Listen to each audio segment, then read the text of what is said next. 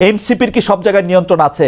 এনসিপির পরিচয় দিয়ে, সমন্বয়ক পরিচয় দিয়ে, আহ্বায়ক পরিচয় দিয়ে বহু লোক বহুভাবে চাঁদাবাজি করছে। আপনারা 5 স্টার হোটেলে ইফতারি কোথায় করলেন, কে আপনাদের চাঁদা দিল, সেই সেটা আপনারা বিবৃতিতে জানান নাই। আপনারা রূপায়ণটার মধ্যে 2টা বিল্ডিং ভাড়া করে কেমনে থাকতেছেন, আপনারা এই 8 মাসে আপনারা এটা জবাব দিতে পারেন নাই। আপনাদের শোডাউন করলেন কোত্থেকে গাড়িতে, এটার জবাব আপনারা বিবৃতিতে দিতে পারেন নাই। আপনারা কেন হাসনাত আব্দুল্লাহ হঠাৎ করে বললো আর্মি তাদেরকে ডাইকা নিয়ে বলছে আওয়ামী লীগকে রাজনীতিতে আসতে দিতে হবে, তারপরে আপনারা এটার নিয়ে কিন্তু কোনো একটা দলগত অবস্থান আপনারা জানান নাই। আপনারা বিবৃতি দেন না এমন না, কিন্তু আপনারা কিন্তু বিবৃতি দেন। জনাব নাহিদ ইসলাম এবং আপনাদের মিডিয়া সেলের পক্ষ থেকে আমরা অনেক বিবৃতি পাইছি, এগুলি ব্যাপারে আমরা কোনো বিবৃতি পাই নাই আনফরচুনেটলি। টক শো থেকে আপনি কথা কইলেন, এখন আপনার কথাটা কি আমরা শুনবো নাকি আপনার একটা পার্টির বিবৃতি আশা করবো? আপনি নতুন রাজনৈতিক বন্দোবস্তের কথা বলতেছেন, একটা নতুন আপনি আমাকে দেখাইতে পারবেন যে এনসিপির সাথে বিএনপির কি তফাৎ, এনসিপির সাথে জামায়াতের কি তফাৎ? কোন জায়গা দিয়ে আপনারা একটা তফাৎ করতেছেন আরেকটা জায়গা দিয়ে একটা নতুন বন্দোবস্ত আনছেন? একটা উদাহরণ দেখান একটা নতুন বন্দোবস্তের। আচ্ছা খালেদ ভাই, বিবৃতি দিয়েই যদি এসব অপসংস্কৃতি বা এসব ব্যাপার থেকে মুক্ত হওয়া যেত তাহলে বোধহয় বিবৃতি দেওয়া হতো। আমরা কোন কোন বিষয়ে বিবৃতি দিয়েছি আপনি নিশ্চয়ই সেটা যেহেতু খেয়াল করেছেন আপনি খেয়াল করে থাকবেন। এইসব ব্যাপারগুলা বিবৃতি দিয়ে দায়সারা ভাবে ফেরানো যাবে না, এগুলোকে জনগণের কাছে পরিষ্কার করতে হবে। এবং অর্থনৈতিক স্বচ্ছতা আমাদের রাজনৈতিক দল জন্ম নেয়ার আগে থেকে আমাদের অন্যতম প্রায়োরিটি। শুধু বাংলাদেশে কোনো রাজনৈতিক দলের এই গত 53 বছরের রাজনৈতিক সংস্কৃতিতে অর্থনৈতিক স্বচ্ছতা কখনো কোনো রাজনৈতিক দল দেখায় না। এবং আমরা জন্ম নেয়ার আগে থেকেই এই আলোচনা, আপনি যে 8 মাস বললেন, জন্ম নিয়েছে 1 মাস আগে, এর আগে থেকে আমরা যখন এই প্রক্রিয়ার মধ্যে ছিলাম এটা ছিল আমাদের অন্যতম প্রায়োরিটি। আপনার একটা জিনিস, একজন ব্যক্তি একটা রাজনৈতিক দলের 1-2 জন কিছু করবে, সেটাকে ডিফেন্ড করে একটা বিবৃতি দিয়ে কিন্তু ব্যাপারটা থেকে দায়সারা হওয়া যাবে না।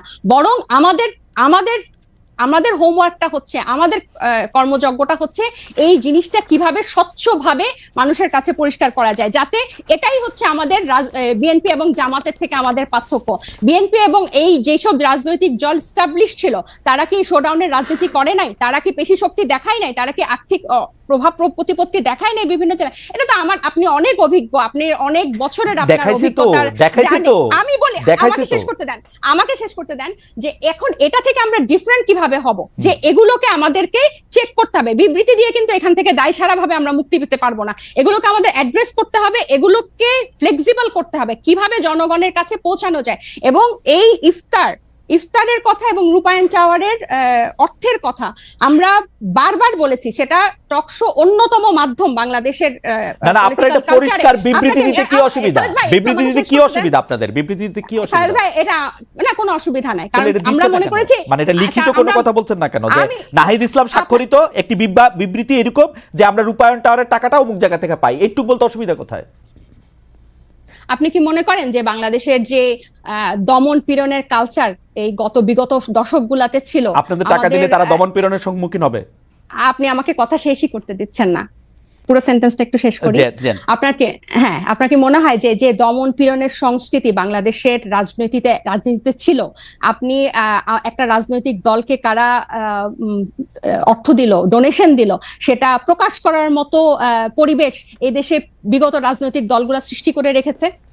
একটা সামান্য ফেসবুকে একটা কথা লিখলে সেখানে যেভাবে আমাদেরকে অ্যাটাক করা হয়, সেখানে আপনি মনে করেন যে আমরা আমাদেরকে ইনভেস্ট করে তার নাম প্রকাশ করব? আর শুধু কি একটা রাজনৈতিক দল, শুধু এনসিপি? আমার খুব আশা যে আপনি আপনার কথা নিজেও শুনতে পাবেন এক সময়। আমার মনে হয় যে আপনি নিজেও হয়তো শুনবেন যে আপনি আসলে কি বলতেছেন। এইটা আমার একটা আশা। আপনি অন্যান্য রাজনৈতিক দলের যে অর্থদান মানে ডোনেশন, এটা কি এই মুহূর্তে আমরা বারবার বলতেছি যে আমরা যেভাবে ক্রাউড ফান্ডিং করব বা যেভাবে আমাদের ক্রাউড ডোনেশন কালেক্ট করব, এটা স্পষ্ট একটা মাধ্যমে আমরা ট্রান্সপারেন্সির মাধ্যমে। তখন কেমনে করবেন? এখন পারতেছেন না, তখন কেমনে পারবেন? আপনি তো উন্নত দেশে থাকেন, ওখানে পলিটিক্যাল পার্টিগুলোতে কিভাবে মেইনটেইন হয়, একদম পরিষ্কার, সেখানে কিভাবে মেইনটেইন পরিষ্কার। আমরা কি এটা একটা অ্যাডপ্ট করতে পারি না? আপনি কি জানেন না যে জো বাইডেনের তখন পারবেন, এখন পারতেছেন না কেন? তখন পারবেন, এখন পারতেছেন না। মাত্র 1 মাস হয়েছে এসেছি, শুরু থেকে এটা কইরা নিলেন না কেন? যেমন আমি পলিটিক্যাল পার্টি করলে আগে ঠিক করতাম যে তাজনুবা আমাকে 5 টাকা চাঁদা দিছে, সেটা আগে দেখাই দিতাম। এজন্য আপনি পলিটিক্যাল পার্টি করেন নাই, আমরা করেছি। আমাদের এই এবং আপনি বিএনপি আওয়ামী লীগের মতোই আরেকটা পলিটিক্যাল পার্টি করতেছেন। না, এটা আপনি এত তাড়াতাড়ি এক মাসে আপনি আমি এক মাসে বুঝতে পারি। সেটাও বলে না, সবাই বলে যে morning show the morning always not show the দেশ। এবং আমি আপনাকে বলি যে আমরা জুলাই অগাস্টে গণ অভ্যুত্থান থেকে একটা রাজনৈতিক দল আসলো, এরপর জাতীয় নাগরিক কমিটি, এরপর হচ্ছে আমরা দল গঠনে কাজ দিলাম। এবং আমরা কিন্তু এখানে শুধু ছাত্রদের যে একটা অংশ তা না, এখানে কিন্তু সিভিল সোসাইটির একটা বড় অংশ কিন্তু এখানে যুক্ত হয়েছে। এবং আমি আপনার জ্ঞাতার্থে বলতে চাই, এই যে সিভিল সোসাইটির একটা বড় অংশ যে নাগরিক পার্টিতে যুক্ত হয়েছে, এখানে চিকিৎসক আছে, আইনজীবী আছে, ব্যবসায়ী আছে, এবং আমি একটু শেষ করি, এখানে কিন্তু প্রকৌশলী আছে, এখানে টিচার আছে, সাংবাদিক আছে, এবং তাদের একটা কিন্তু ফান্ড এখানে আছে। এবং একটা যখন কর্মসূচি হয় বা ইফতার হয়, এরকম একটা প্রোগ্রামে কিন্তু একটা বড় ডোনেশন বা আমাদের ওয়েলউইশাররা দিয়ে থাকেন। এখন এগুলো যে আমরা প্রকাশ করব, আমাদেরকে কিন্তু একটাই, বাংলাদেশের মতো অপসংস্কৃতির রাজনীতিতে জন্ম নিয়ে হুট করে যে আমরা এটা প্রকাশ করব, আপনি হয়তো এক মাসে পারতেন, আমরা এটা পারি নাই, এটা আমাদেরকে সময় নিয়ে। ডক্টর জাবিন, আমি একটু বলি, ডক্টর জাবিন ঘোষণা দিয়ে যেমন ধরা যায়, আমার কিন্তু বিশ্বাস যে ডক্টর তাজনুবা জাবিনও এটার মধ্যে চাঁদা দেন, কারণ ডক্টর তাজনুবা জাবিনের এই চাঁদা দেওয়ার ক্ষমতা আছে, সামর্থ্য আছে, এবং তিনি সেটি দেনও। এটা প্রকাশ করলে মানে আমি দলটা করতে পারবো, দলকে আমি চাঁদা দিচ্ছি এটাও বলতে পারবো না, মানে এটা কেমন কথা?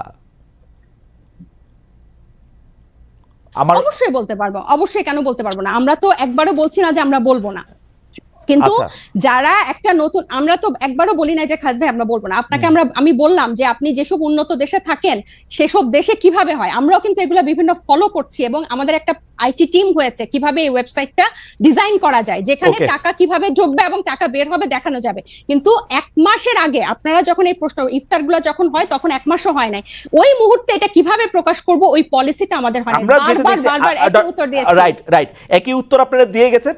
আমাদের উত্তরও আপনার রাজনৈতিক দল হিসেবে আমাদেরকে একটু ক্ষমা ঘেন্না করে মায়ের কম দিয়ে আমাদের উত্তর একটু শুনে রাখেন। আমরা দেখতেছি, আমরা যারা আপনাদেরকে টাকা দিছে বলে আমরা সন্দেহ করি, তারা গ্রেপ্তার হয় নাই, তাদের বিরুদ্ধে কোনো মামলা মোকদ্দমা কিছু হয় না, তারা সুখে শান্তিতে আসে, হচ্ছে আমাদের। এইটাও আপনারা একটু শুইনা সহ্য করে নিজেদের মধ্যে আলোচনা করেন। আমি একটু মনিয়াপার কাছে যাই। মনিয়াপা, আপনারা মানে আমরা এক মাসের কম, মানে এদেরকে শিশুর চেয়েও কম বলা যেতে পারে রাজনৈতিক দলের বয়স হিসাবে, এক মাস ইনফেন্সি, তাদেরকে যখন আমরা জিজ্ঞেস করি এই যে টাকা পয়সা কই পাইছো, ইফতার কেমনে করছো, আমি দেখতে পাই যে আপনারা খুব খুশি হন। কিন্তু আমরা যখন বলি জনাব তারেক রহমান লন্ডনে আসেন, তার ব্যয় কোথা থেকে নির্বাহ হইতেছে, গত 15 বছরে কোথা থেকে তিনি এই টাকা পাইছেন, আপনারা রাজনৈতিক দলগুলি কিভাবে ওপেনলি এই টাকাটা কিভাবে, মানে এনসিপি কিভাবে টাকাটা দেখাবে, এটা বিএনপি দেখাই দিবে তো যে ভাই এইভাবে টাকাটা দেখাবা তোমরা, এটা কি আপনারা দেখান কখনো কি আমরা এই কথা কইতে পারি যে গত 15 বছরে আপনি এটা দলটা কিভাবে চালাইছেন, আমরা কি এটা কইতে পারি? আপনি খুব ভালো প্রশ্ন করেছেন। আমি আপনার প্রশ্নের উত্তর দেওয়ার আগে আমি একটুখানি বলতে চাই, তাসনুবা যে কথাটা বললেন এতক্ষণ, প্রথম আলো রিপোর্ট নিয়ে কথা বললেন, বিএনপির বয়সটাও বললেন 47 বছর।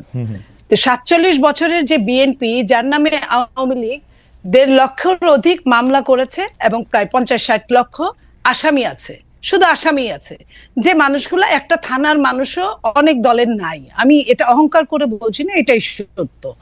এখন আমি এই জায়গায় বলছি যে তারা তো মাত্র নতুন 1 মাসের একটা দল, তো তাদের এত প্রশ্নের উত্তর দিতে হয় এবং দিতে পারছে না, কোনো প্রশ্নের উত্তরই তারা দিতে পারছে না।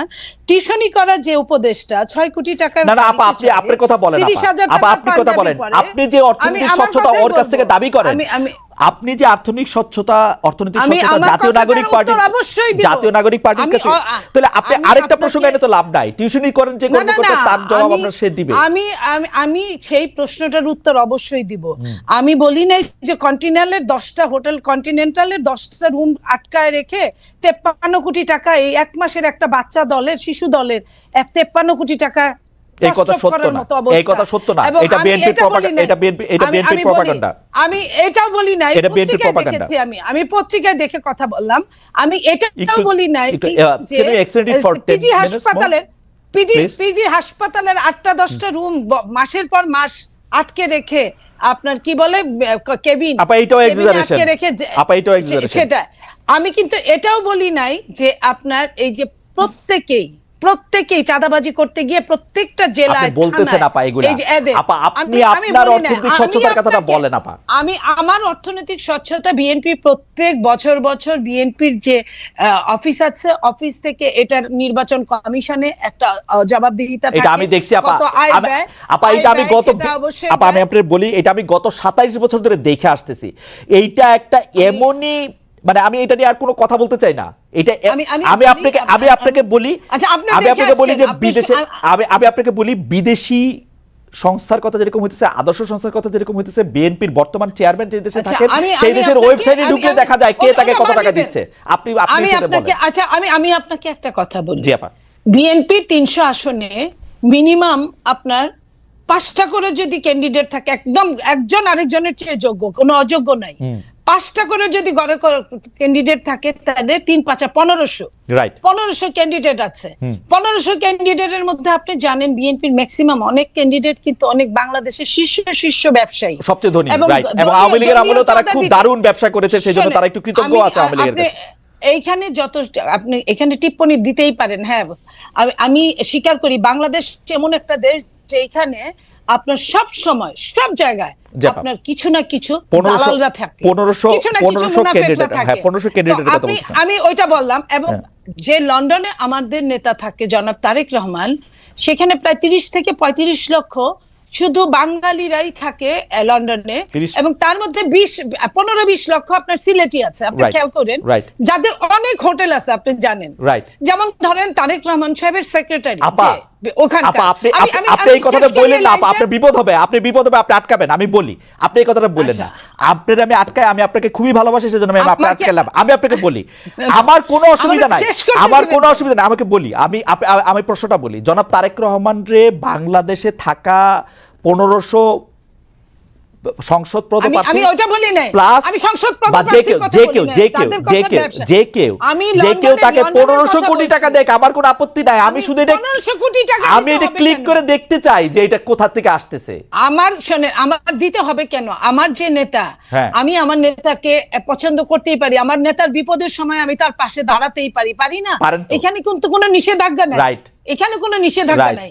এবং যারা সারা বিশ্বে বিভিন্ন জায়গায় ভালো ভালো জায়গায় আছে, তারা যারা বিএনপি করে, তারা তার নেতার পাশে দাঁড়াতেই পারে। আমি কিন্তু এই কথাটা বলছি, তার জন্য তাকে যে কিছু করতে হবে সে তো সারাদিন কিছু করতে হবে না, একজন পাবলিক পারসন হিসেবে